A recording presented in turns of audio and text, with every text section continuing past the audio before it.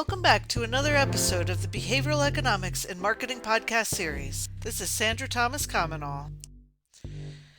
In this episode, we are talking about how the effect heuristic affects market research. So jumping in, what is the effect heuristic?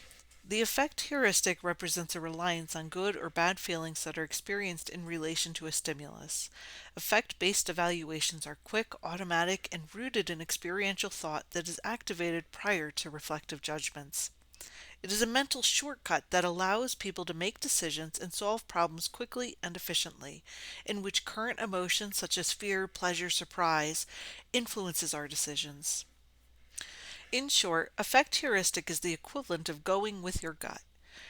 The effect heuristic is typically used while judging the risks and benefits of something, and depends on the positive or negative feelings that people associate with a stimulus.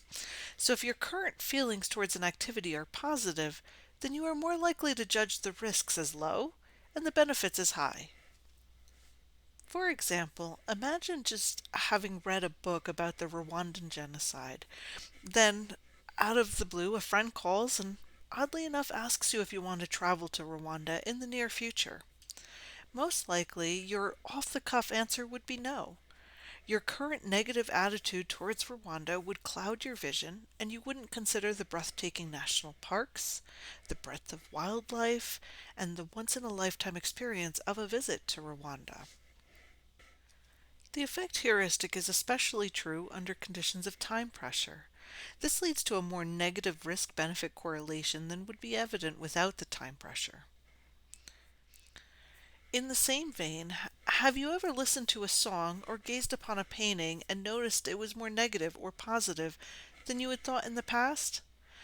Research has shown that if you're feeling positive, you will look upon a painting with a similar emotion and see a happy scene. Conversely, if you're in a bad mood, you either point out the negatives of the painting or create your own interpretation of it to fit how you feel. As a quick thought experiment, consider the famous Rorschach inkblot test. The inkblot test is a psychological test in which subjects' perceptions of inkblots are recorded and then analyzed to examine a person's personality characteristics and emotional functioning. Over the years, the Rorschach test has faced many criticisms, from questions being framed by the test giver to the test giver writing their interpretation into the result. One such criticism is the effect heuristic. Consider one of the most famous inkblot cards. It looks like a winged creature such as a bat, a butterfly, or a moth. And depending on the current mood of the test taker, they may see the inkblot as a bat or a butterfly.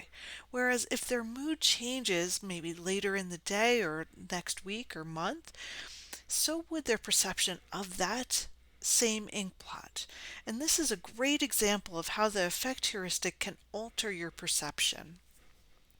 So let's apply the effect heuristic to market research. Effect heuristic is all about how someone feels at the moment, in general, and specifically towards a particular subject or stimulus. One of the important keys here is at the moment, meaning that given a different set of circumstances or different framing, the response could vary greatly. For example, if a subject was to read an article about the negative effects of tourism on animals in a particular destination and then interviewed about their wants to travel to that country, the responses would be negative. However, if instead the article shows the destination in a positive light, it would skew the responses towards the positive. When conducting market research, it is important to understand how the effect heuristic and transitory personal biases of the subjects will sway their responses in the immediate. When considering any market research, the researcher should understand the margin of error due to false information and seek to mitigate it. There are several reasons why subjects give false information during market research. Subjects can boast, become defensive, want to be socially accepted and acceptable, want to be polite, they're in a hurry, they're annoyed or downright mischievous. They can't always predict their future actions, or they simply forget. Effect heuristic really describes the fact that subjects can't always predict their future actions, desires, and motivations accurately. To mitigate the effect of effect heuristic, marketing research professionals should make sure that their data collection methods are sound.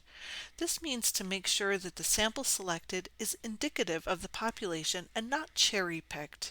The questions are not framed so as to sway the answers and avoid common survey mistakes such as asking loaded questions, leading questions, and double barreled questions. Beyond ensuring sound methodology, it is important for market research professionals to understand how effect heuristic may alter a subject's response to your market research. If you are unsure, ask other market research professionals. Peer-reviewed research is always going to lead to better results. Lastly, depending on the subject matter of your research, marketing professionals may find it helpful to inoculate their subjects with neutral information. Wrapping it up, understanding how we as humans make decisions is an important part of marketing. Behavioral economics is the study of decision making and can give keen insight into buyer behavior and help to shape your marketing mix. The effect heuristic represents a reliance on good or bad feelings experienced in relation to a stimulus and is typically used while judging the risks and benefits of something. The effect heuristic is a hurdle in marketing research that can skew results. To overcome this hurdle, market researchers should make sure that their data collection methods are sound. They should understand the ways that their subjects' current attitudes can skew results, and they should seek out peers to review their research. Thank you for listening to another episode of Behavioral Economics and Marketing. This is Sandra Thomas-Comenole.